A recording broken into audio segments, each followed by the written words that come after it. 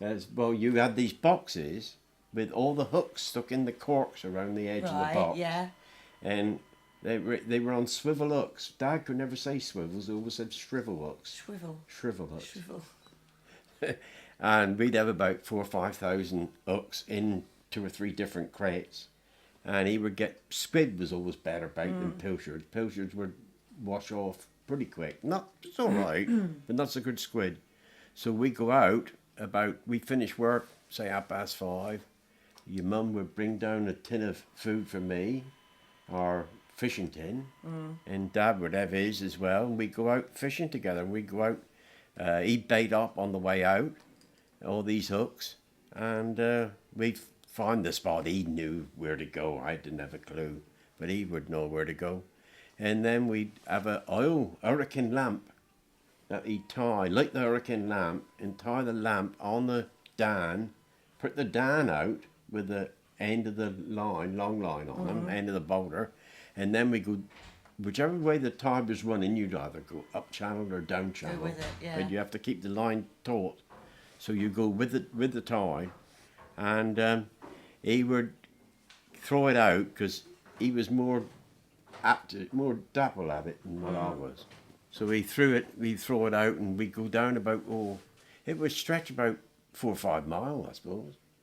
And then at the other end, we would light another oil lamp and tie that on the dam for that end. And we'd go back to where we started so that we could do a bit of handline fishing, waiting for the fish to bite. Oh, right. But And then on you one start occasion... bringing it in at the same time then, the whole line? Yeah, you just start it in from one end and you go along and haul it in as you fishing. And that was what, mackerel? No, conger eels, Conger eel. ray, Oh, right. sandy dogs when you used to get on a sandy patch.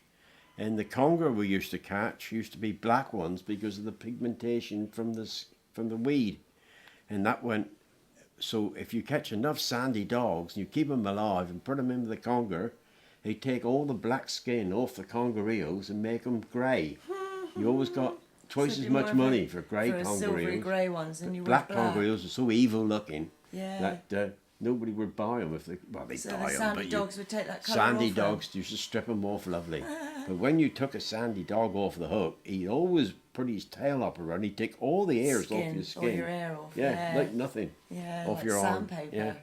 But I know we was out once and put the dan. We used to go out about 5:30, as I said, and then we'd start to wall up. But on one occasion, we put the last dan out at the far end. Now we go back to find the other one, and the bloody oil lamp had blown out.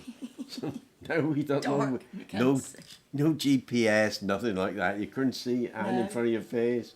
So we searched and searched, couldn't find it. So we went back down now, and I say down because we were usually going down the western, and we pick up the one that still had remained lit because they haven't been on all that length of time.